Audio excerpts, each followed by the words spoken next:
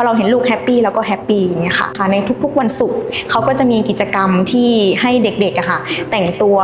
ตามที่เขาต้องการเรียนที่มีการเน้นกิจกรรมและในขณะเดียวกันก็มีการเน้นในเรื่องของวิชาการด้วยสวัสดีค่ะชื่อแม่ปิกกี้ค่ะเป็นแม่ของน้องฟอเรนซ์ K1 Delta ค่ะคือคุณแม่อยู่จังหวัดลำปางมาตั้งแต่เกิดเลยค่ะแล้วก็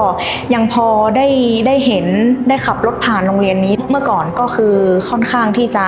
เหมือนเราก็ไม่รู้อะไรเลยเกี่ยวกับโรงเรียนนี้ค่ะมาถึงช่วงเวลาหนึ่งเนาะที่เราจะต้องได้เลือกโรงเรียนให้ลูกเนี่ยค่ะก็ได้มีการไปเสิร์ชหาข้อมูลโรงเรียนทุกโรงเรียนที่พอจะเป็นไปได้ว่าจะเอาลูกเราเข้าไปเรียนเนี่ยค่ะก็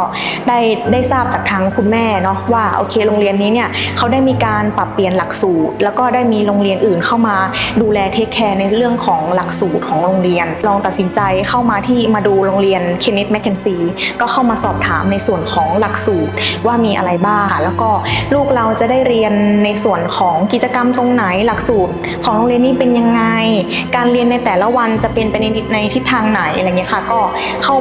ได้มีโอกาสเข้ามาดูเข้ามาอ่านแล้วก็มี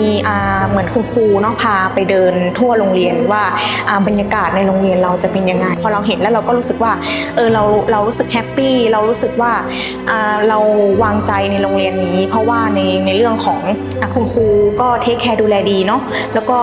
บรรยากาศภายในโรงเรียนก็น่าเรียนเอื้อต่อการให้เขาได้เรียนรู้แล้วก็เติบโตค่ะก็กิจกรรมของโรงเรียน Kenneth McKenzie ค่ะในทุกๆวันศุกร์เขาก็จะมีกิจกรรมที่ให้เด็กๆค่ะแต่งตัวตามที่เขาต้องการอันนี้ก็คือรู้สึกดีมากเพราะหนึ่งคือไม่ได้เป็นการจำกัดให้เขาใส่แค่ชุดยูนิฟอร์มก็คือเขามีสิทธิ์ที่จะได้เลือกชุดที่เขาอยากจะใส่อะไรเงี้ยค่ะซึ่งลูกของเราก็อยู่ในระดับที่เขาสามารถเลือกได้เองละว่าเขาอยากจะแต่งตัวยังไงอยากจะแบบวันศุกร์นี้อยากแต่งตัวเป็นเจ้าหญิงอยากจะแต่งเป็นกระโปรงอยากจะใส่หัวใส่อะไรเงี้ยเขาก็คือให้เขาแต่งตัวได้ตามฟรีสไตล์ของเขาก็รู้สึกอยากไปโรงเรียนหรือว่าได้ปลดปล่อยจินตนาการของเขาอะไรเงี้ยค่ะแล้วก็ในทุกๆวันศุกร์บางช่วงแล้วก็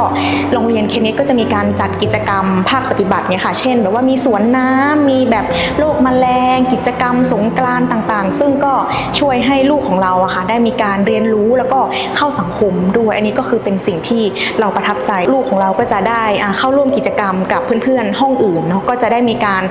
เหมือนฝึกความเป็นแบบการเข้าสังคมแล้วก็ทำให้รู้เลยว่าลูกเราอะค่ะสามารถเข้ากับคนอื่นได้ไหม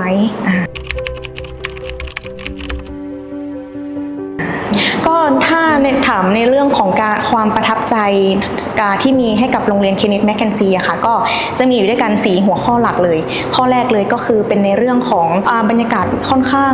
มีบริเวณค่ะก็มีต้นไม้สีเขียวมีสนามเด็กเล่นแล้วก็มีสนามหญ้ากว้างให้ลูกเราได้แบบปลดปล่อยพลังปลดปล่อยความซนความสนุกสนานอะไรของเขากับเพื่อนๆเนาะก็เราทำให้พอเราเข้ามาปุ๊บแล้วก็มีความรู้สึกว่าลูกเราไม่ได้ถูกจำกัดอยู่ในพื้นที่ที่แคบๆข้อ2ก็คือคุณครูที่นี่ใจดีแล้วก็ให้ความรู้สึกว่าเขาใส่ใจแล้วก็แบบยิ้มแย้มสดใสอะไรเงี้ยค่ะเวลาเรามาส่งลูกเนาะคุณครูเขาก็จะยิ้มแย้มชวนเด็กๆเข้าห้องเรียนอะไรเงี้ยค่ะเราเห็นแล้วเราก็รู้สึกว่า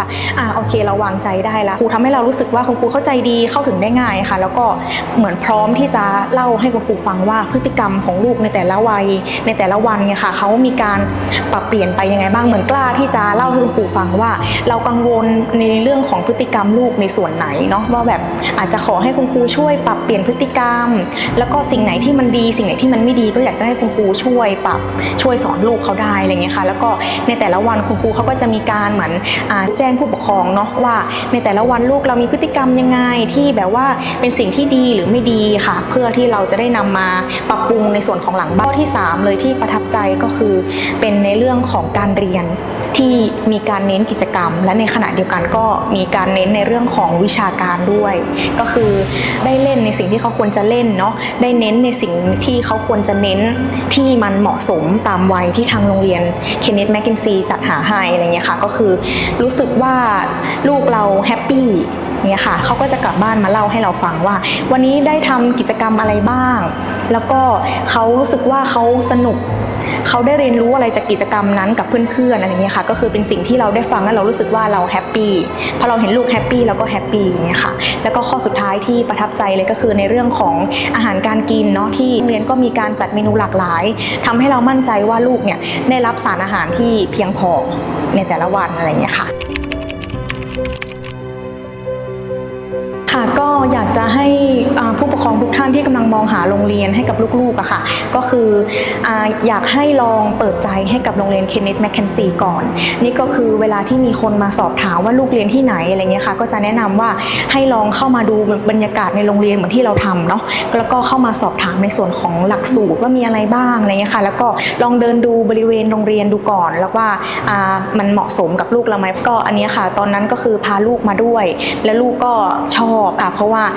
บริเวณแล้วก็มันมีต้นไม้สีเขียวบริเวณค่อนข้างเยอะผู้ปกครองทุกท่านนะคะสามารถไว้วางใจในโรงเรียนเคนเนธแมคเคนซีได้เลยเพราะว่าเขาก็มีหลักสูตรที่ดีแล้วก็มีการพัฒนาอย่างต่อเนื่องเนาะค่ะนี่ก็เป็นสิ่งที่อยากจะเชิญชวนผู้ปกครองทุกท่านค่ะให้แบบว่าลองมาเปิดใจให้กับโรงเรียนเคนเนธแมคเคนซีค่ะขอบคุณค่ะ